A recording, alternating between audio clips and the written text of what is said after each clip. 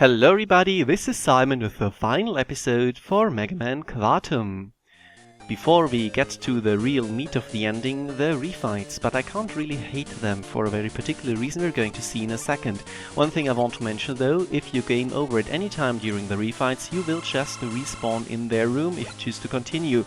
It is very nice of them, and they didn't have to do that, most Mega Man games don't, and I love it. It's so nice and convenient. We already know that Brightman is weak against Rain Flush, but what you did not know probably was that he's also weak against Power Stone, which leads to hilarious situations like this one. Every Robot Master Sans one of them has a secondary weakness in Quantum. It is a little less strong than their normal one, but it can be very rewarding to try and figure out which one it is actually. And it works pretty well sometimes, for example in this situation, where Power Stone is really not that good of a weakness against Chargeman for various reasons. It does deal more damage than his secondary one, but you're going to see in a second that Rain Flush, which is his secondary one, also hits him twice, like it did Brightman. It is very nice. It's still easier to use Power Stone on him than it was in Mega Man 5. But overall I do prefer to use Rain Flush actually and focus on dodging. As you can see, hits twice for 2 lines each. It's very convenient. It's all up to you to figure out which weakness you really want to use against the Robot Master, and it is very fun as said. These two are kind of a pair, so both are weak to Power Stone and Rain Flush respectively, just the order is switched. And now we have kind of a string of them leading up to the single Robot Master, which is only weak to one weapon because only Pharaoh Man is weak to Flash Stopper. Yeah. Did I do that right? Yes, I think I did. Always confused with Time Stopper by Flashman, of course, why wouldn't I not? So this is kind of boring as you can see, and his other weakness, for example, will take him apart far easier. Still, when he stands still, it is, yeah, brain death to take him out with him, of course. But as you can see, Crystal Eye, not too bad, not too shabby. And overall, because of the varied terrain in the refight rooms, it's really not that hard to fight Pharaoh Man, but details. I'm going to goof up in this fight a little, I already know this because post-commentary of course, and just use Crystal Eye too much because I do think it is kind of fun trying to, well, hit him and not the wall. Yeah, something like that. It always happens to me, but it works out because screen size, again, it is really not that easy to demonstrate it here, but Pharaoh Shot, yeah, it deals an insane amount of damage to Napalm Man. Just trust me on this, and you can also watch a fan video by Yonderbuild, I think, in my thread, where he just uses Pharaoh Shot and doesn't expend a single line of weapon energy. Great. Because Pharaoh Shot is ridiculous in this game. Just imagine this, but for Napalm Man's health bar. For a secondary weakness, yeah, it deals quite a lot of it. I think Charge Kick is a really nice weapon to use against Ringman. If I could time it better, that is. But if you get more used to his pattern, unlike I, which I'm just completely incapable of doing, then you could probably pull off really nice stunts and never get hit at all. Charge Kick is Crystal Man's normal weakness in this game, because of course you do not have Gyro Attack to take him out. Was it correct? Gyro? Yeah, always get that confused. It is of course not ideal because you have to wait for him to fall, but it is nice to get around the bouncing balls, of course. So this was kind of close, but fortunately his other weakness is Ring Boomerang, which means you can just hit him with it very easily, and the rapid fire aspect of it is of course pretty nice in comparison to Charge Kick, where you have to wait for him to make a move. I still think Charge Kick is kind of a nice weapon, but it's probably not that good in this game, all things considered. Ring Boomerang is also the normal weakness for Toadman, because now we no longer have the drills. It is kind of problematic because you will get hit at the start if you desire to only use the weapons, and I kind of goof up here again. Fortunately enough, I got the second weakness too. Napalm Bomb's pretty terrible though. On the other hand, you probably want to stay close to him and get him in a loop, so it's not that bad. And finally Stone Man, one of the hardest bosses in this game, as I've already mentioned.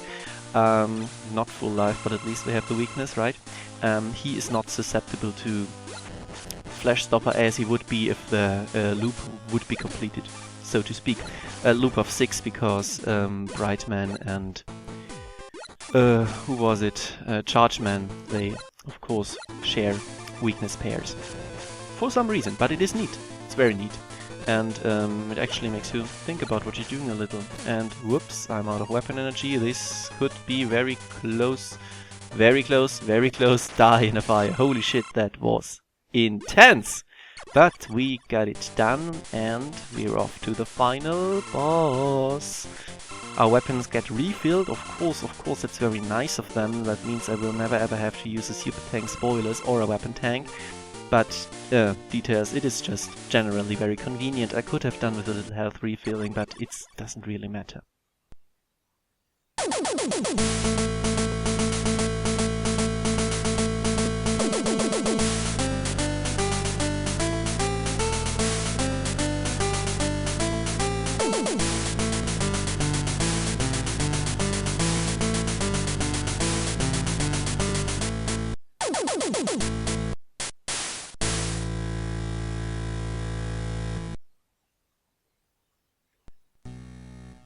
Holy shit, did that not look fantastic or what? I really love this intro to the final boss, and it's so great.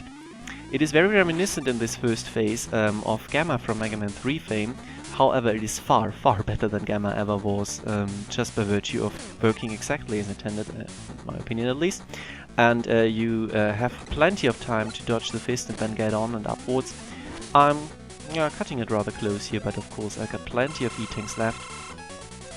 And the pattern is pretty much self-explanatory. You're waiting for one of the fists to fall. More or less you want to wait in the middle and then slide out of the way. When it bounces on the floor, then you have the danger of the falling objects, which is probably not the best idea to attack the middle part, the weak point at that point. And the weak point also fires independently from the fists, which is a technique I really like when they use it, because it means that you always have to adjust your timing a little bit and do not have to do the same things over and over again. Power Stone pulls through in this game. It is the weakness of this boss and it makes the fight incredibly trivial. It's almost embarrassing how easy it is. Really like it, really like it. You cannot use Ballet Cracker, however, which would be even more trivial, to be quite honest. So I'm just going to finish it with the weakness. And off to the next phase. Of course, we have still to take out the head of this giant Viler robot. He really outdid himself with that one. And yeah, this is cutscene.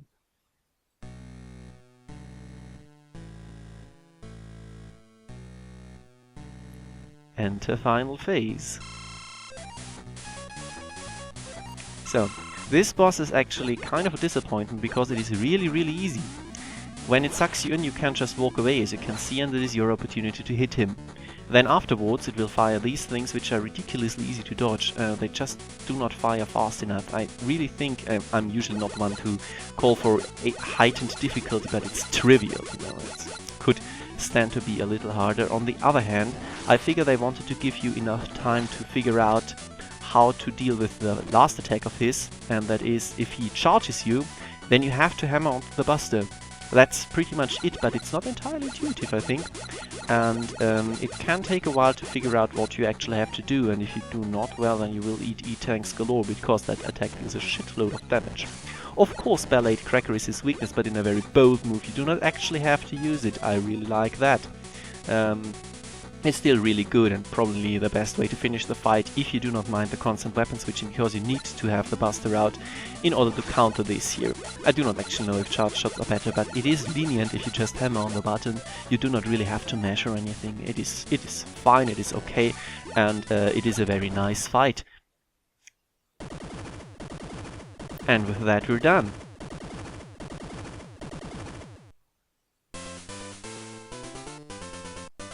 Are we? No, of course we are not. Final boss. Still the Wily capsule. And this guy?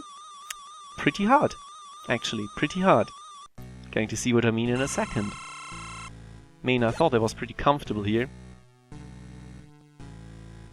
And then, once he decides to show up, drops this bomb and whoops! I looked at the explosion too nearly, but fear not, because this game, as I've already mentioned time and time again, it is so incredibly fair. It knows that you can very easily get killed here, even instantly killed, because the pits it leaves, of course, they're instant kill pits. So, it will just respawn you here, and I greatly appreciate that. Because, as said, challenge, yes. Bullshit, no, thank you very much. This would have been really painful to die here and then have to restart the entire fight over because of a single mistake you make at the very start when you do not even know what to do yet. And because this can be kind of tricky, and of course you cannot hit this guy with the Buster, well, sometimes you might have no choice but to game over if you really run out of all the weaponry, which you should not, but it is possible. And if you game over, well, then you will still restart at this fight. Man, Quartum, you are the best game. Holy shit.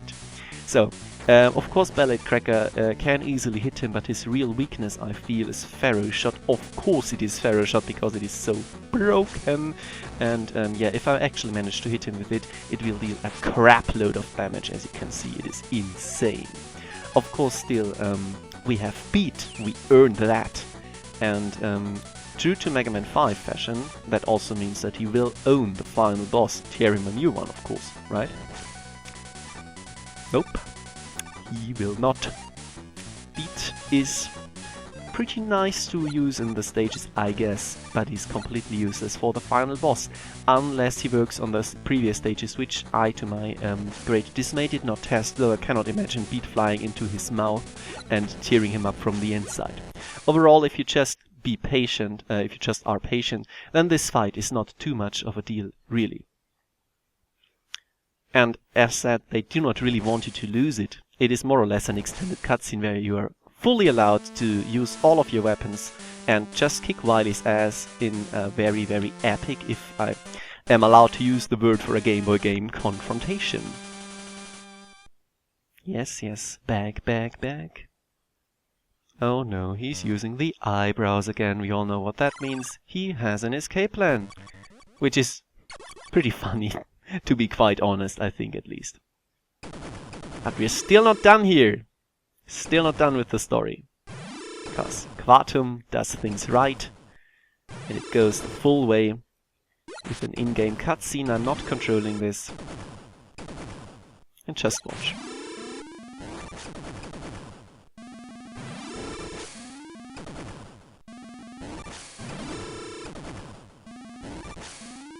I really like how sensible Mega is here. He's just busting his way through and trying out everything, and in the end getting in the flow of things, taking out wall after wall. It is really well done with the limits of the engine.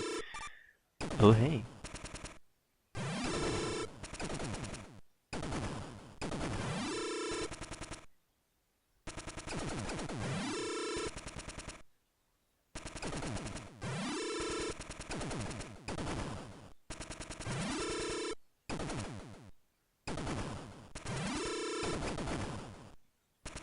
No.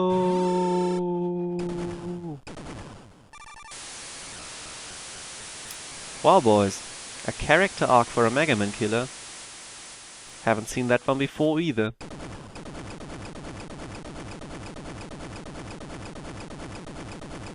Ah, Quartum, you're such a good game. And with that, we're off to the credits. As to be expected, they are a thing of beauty. A rogues gallery for the robot masters, but presented as actual gameplay clips. Some of the fights are pretty cool. I really like the extra mile they went for here, and I ask you to enjoy them. But yeah, the extra mile, it's true for a lot of stuff in Quartum, no? From beautiful cutscenes to the fantastically reinvented stages, from awesome transition levels with tons of new and imposing bosses to a great soundtrack, everything just clicks. Quartum is one of these rare games where I'm hard-pressed to find critique that goes beyond small details, easily pushing it to the very top of my ranking for the 8-bit games. And isn't it surprising how sure I've always been of the fact ever since I first played it? After all, it really is not that different from other entries in the franchise. The gameplay is completely standard with minute tweaks. Stage and enemy design are great, yes, but are they truly something special? The answer to that question only boils down to a single word: effort. I've invoked it so often because it is so true. The only thing a Mega Man game really needs to pull it out of mediocrity is dire swamp. And boy does Quartum deliver on that front. I could list countless examples for how the game shows that the designer really cared about giving the best they could and would still miss so many of these examples, so I'll just trust my other videos to speak for themselves. However, I need to point out one big feature in Quartum specifically because it not only shows great devotion to truly trying something different, but also for being important in the evolution of the series in general: the shop system. It's the first game to feature it, and having a currency to spend on upgrades would quickly become a staple. This innovation is the biggest change to the ever-stale formula since Mega Man 4 introduced the Mega Buster.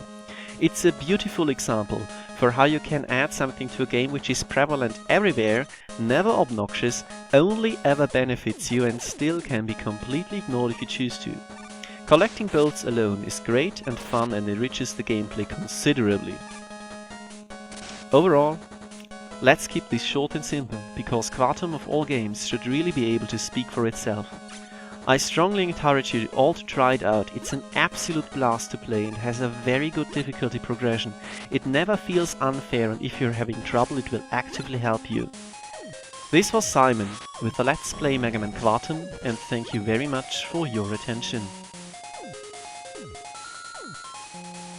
Oh, and in case you're wondering, yes, Quintum is next, and I would never argue with someone calling it even better, so stay tuned.